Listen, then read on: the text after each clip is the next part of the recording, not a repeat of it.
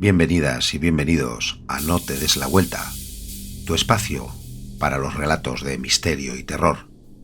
Yo soy Hendrik, tu anfitrión, y hoy tenemos El barril de Amontillado, de Edgar Allan Poe.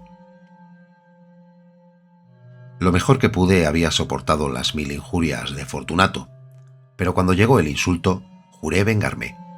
Vosotros, que conocéis también la naturaleza de mi carácter, no llegaréis a suponer, no obstante, que pronunciara la menor palabra con respecto a mi propósito. A la larga, yo sería vengado. Este era ya un punto establecido definitivamente, pero la misma decisión con que lo había resuelto excluía toda idea de peligro por mi parte. No solamente tenía que castigar, sino castigar impunemente. Una injuria quedaba sin reparar cuando su justo castigo perjudicaba al vengador. Igualmente queda sin reparación cuando ésta deja de dar a entender a quien le ha agraviado que es él quien se venga. Es preciso entender bien que ni de palabra ni de obra di a Fortunato motivo para que sospechara de mi buena voluntad hacia él. Continué, como de costumbre, sonriendo en su presencia, y él no podía advertir que mi sonrisa entonces tenía como origen en mí la de arrebatarle la vida. Aquel Fortunato tenía un punto débil, aunque, entre otros aspectos, era un hombre digno de toda consideración, y aún de ser temido. Se enorgullecía siempre de ser un entendido en vinos. Pocos italianos tienen el verdadero talento de los catadores. En la mayoría, su entusiasmo se adapta, con frecuencia, a lo que el tiempo y la ocasión requieren, con objeto de dedicarse a engañar a los millonarios ingleses y austriacos. En pintura y piedras preciosas, Fortunato, como todos sus compatriotas, era un verdadero charlatán, pero en cuanto a vinos añejos, era sincero. Con respecto a esto, yo no difería extraordinariamente de él. También yo era muy experto en lo que se refiere a vinos italianos, y siempre que se me presentaba ocasión, compraba gran cantidad de estos. Una tarde, casi al anochecer, en plena locura de carnaval, encontré a mi amigo. Me acogió con excesiva cordialidad, porque había bebido mucho. El buen hombre estaba disfrazado de payaso. Llevaba un traje muy ceñido, un vestido con listas de colores, y coronaba su cabeza con un sombrerillo cónico adornado con cascabeles. Me alegré tanto de verle que creí no haber estrechado jamás su mano como en aquel momento. «Querido Fortunato», le dije en tono jovial, «este es un encuentro afortunado, pero qué buen aspecto tiene usted hoy. El caso es que he recibido un barril de algo que llaman amontillado y tengo mis dudas». «¿Cómo?», dijo él. «¿Amontillado? ¿Un barril? Imposible, y en pleno carnaval». «Por eso mismo le digo que tengo mis dudas», contesté, «e iba a cometer la tontería de pagarlo como si se tratara de un exquisito amontillado, sin consultarle. No había modo de encontrarle a usted y temía perder la ocasión». «¿Amontillado? Tengo mis dudas». «¡Amontillado! Y he de pagarlo. ¡Amontillado!». «Pero como supuse que estaba usted muy ocupado, iba ahora a buscar a Lucchesi. Él es un buen entendido, él me dirá». «Lucchesi es incapaz de distinguir el amontillado del Jerez. Y no obstante, hay imbéciles que creen que su paladar puede competir con el de usted. Vamos allá». «¿A dónde?». «A sus bodegas». «No, mi querido amigo, no quiero abusar de su amabilidad. Preveo que tiene usted algún compromiso. Lucchesi...». «No tengo ningún compromiso. Vamos». «No, amigo mío, aunque usted no tenga compromiso alguno, veo que tiene usted mucho frío. Las bodegas son terriblemente húmedas. Están materialmente cubiertas de salitre. A pesar de todo, vamos. No importa el frío. ¡Amontillado! Le han engañado a usted, y Lucchesi no sabe distinguir el Jerez del amontillado». Diciendo esto, Fortunato me cogió del brazo. Me puso un antifaz de seda negra y, ciñéndome bien al cuerpo mi roqueler, me dejé conducir por él hasta mi palacho. Los criados no estaban en la casa. Habían escapado para celebrar la festividad del carnaval. Ya antes les había dicho que yo no volvería hasta la mañana siguiente, dándoles órdenes concretas para que no estorbaran por la casa. Estas órdenes eran suficientes, de sobra lo sabía yo, para asegurarme la inmediata desaparición de ellos en cuanto volviera a las espaldas. Cogí 2 antorchas de sus hacheros, entregué a Fortunato una de ellas y le guié, haciéndole encorvarse a través de distintos aposentos por el abovedado paisaje que conducía a la bodega. Bajé, delante de él, una larga y tortuosa escalera, recomendándole que adoptara precauciones al seguirme. Llegamos, por fin, a los últimos peldaños, y nos encontramos uno frente al otro, sobre el suelo húmedo de las catacumbas de los Montresors. El andar de mi amigo era vacilante, y los cascabeles de su gorro cónico resonaban a cada una de sus zancadas. «¿Y el barril?», preguntó. «Está más allá», le contesté. «Pero observe usted esos blancos festones que brillan en las paredes de la cueva». Se volvió hacia mí y me miró con sus nubladas pupilas, que destilaban las lágrimas de la embriaguez. «¿Salitre?», me preguntó por fin. «¿Salitre?», le contesté. «¿Hace mucho tiempo que tiene usted esa tos?». A mi pobre amigo le fue imposible contestar hasta pasados unos minutos. «No es nada», dijo por último. «Venga», le dije enérgicamente. «Volvamos, su salud es preciosa, amigo mío. Es usted rico, respetado, admirado, querido. Es usted feliz, como yo lo he sido en otro tiempo. No debe usted malograrse. Por lo que a mí respecta, es distinto. Volvámonos. Podría usted enfermarse y no quiero cargar con esa responsabilidad. Además, cerca de aquí vive Lucchesi». «¡Basta!», me dijo. «Esta tos carece de importancia. No me matará. No moriré de tos». «¿Verdad? ¿Verdad?», le contesté. Realmente no era mi intención alarmarle sin motivo. Pero debe tomar precauciones. Un trago de este Medoc le defenderá de la humedad. Y diciendo esto, rompí el cuello de una botella que se hallaba en una larga fila de otras análogas, tumbadas en el húmedo suelo. «Beba», le dije, ofreciéndole el vino. Llevóse la botella a los labios, mirándome de soslayo. Hizo una pausa y me saludó con familiaridad. Los cascabeles sonaron. «Bebo», dijo, «a la salud de los enterrados que descansan en torno nuestro». «Y yo, por la larga vida de usted». De nuevo me cogió del brazo y continuamos nuestro camino. «Esas cuevas», me dijo, «son muy vastas». «Los Montresors», le contesté, «eran una grande y numerosa familia. He olvidado cuáles eran sus armas. Un gran pie de oro en campo de azur. El pie aplasta a una serpiente rampante, cuyos dientes se clavan en el talón». «Muy bien», dijo.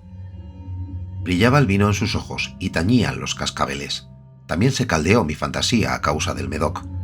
Por entre las murallas formadas por montones de esqueletos, mezclados con barriles y toneles, llegamos a los más profundos recintos de las catacumbas. Me detuve de nuevo. Esta vez me atreví a coger a Fortunato de un brazo más arriba del codo. «El salitre», le dije. «Vea usted cómo va aumentando, como si fuera musgo, cuelga de las bóvedas.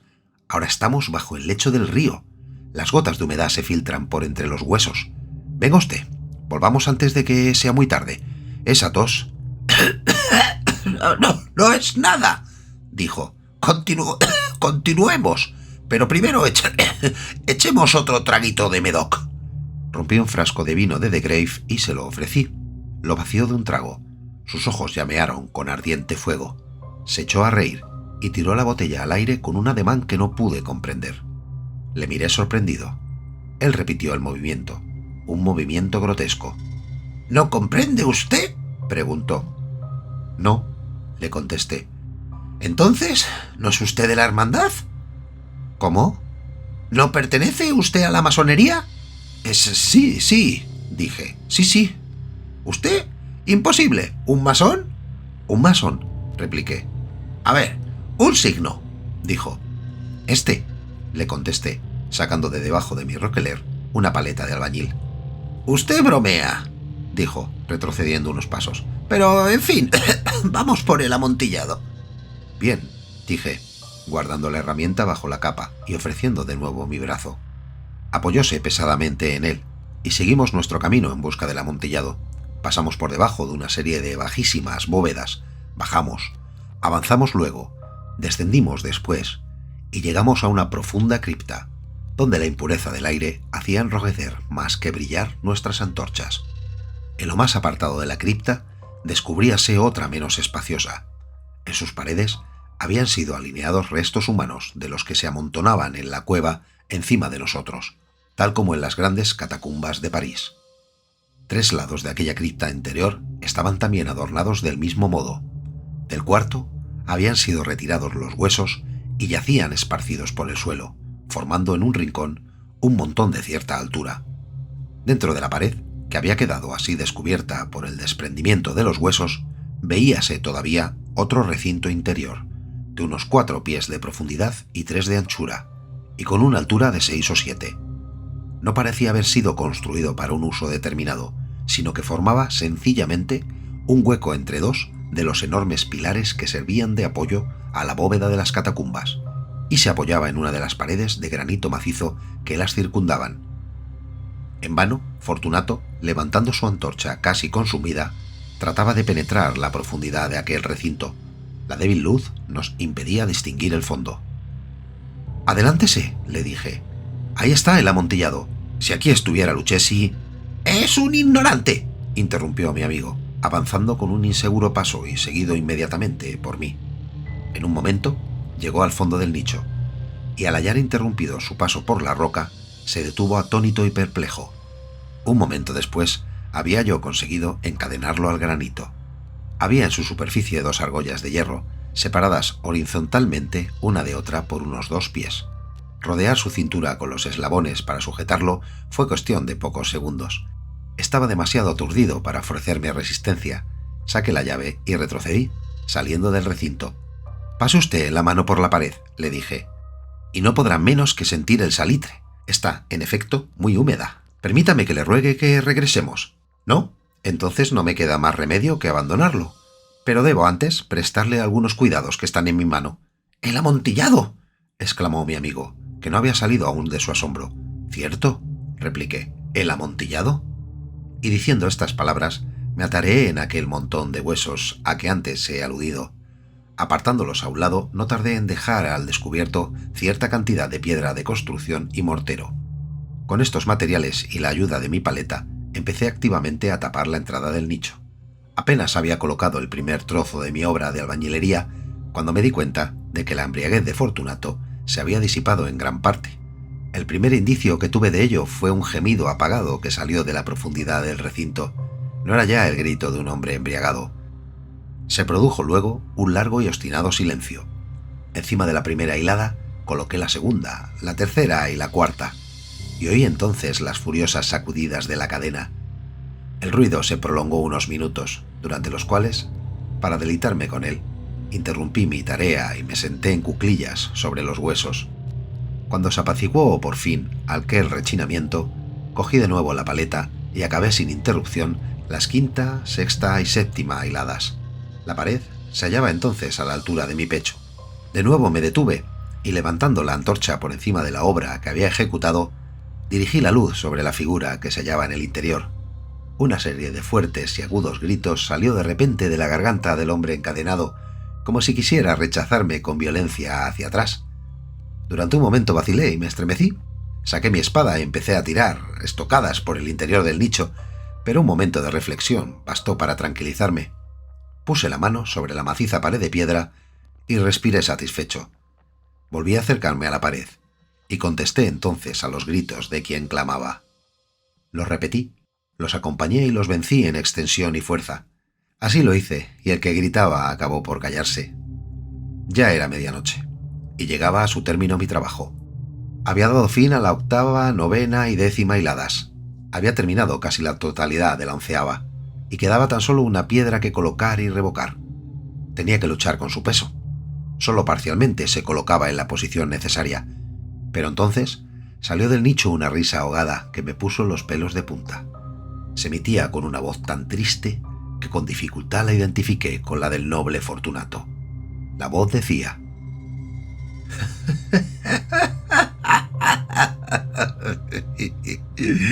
«Buena broma, amigo, buena broma. Lo que nos reiremos luego en el palazzo a propósito de nuestro vino». «¿El amontillado?», dije. Sí, el amontillado. Pero ¿no se nos hace tarde? ¿No estarán esperándonos en el palacio Lady Fortunato y los demás? ¡Vámonos! Sí, dije, vámonos ya. Por el amor de Dios, Montresor. Sí, dije, por el amor de Dios. En vano me esforcé en obtener respuestas a aquellas palabras. Me impacienté y llamé en voz alta. ¡Fortunato! No hubo respuesta y volví a llamar. ¡Fortunato! Tampoco me contestaron.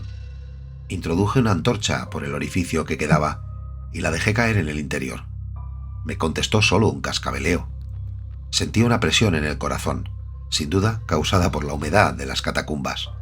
Me apresuré a terminar mi trabajo. Con muchos esfuerzos, coloqué en su sitio la última piedra y la cubrí con argamasa. Volví a levantar la antigua muralla de huesos contra la nueva pared. Durante medio siglo, nadie los ha tocado. Requiescat in pace.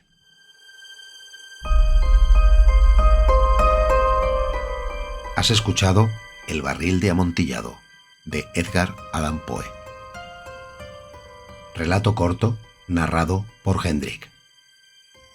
Gracias por escucharlo. Visita nuestro espacio No te des la vuelta. Encontrarás muchos más relatos, siempre de misterio y terror.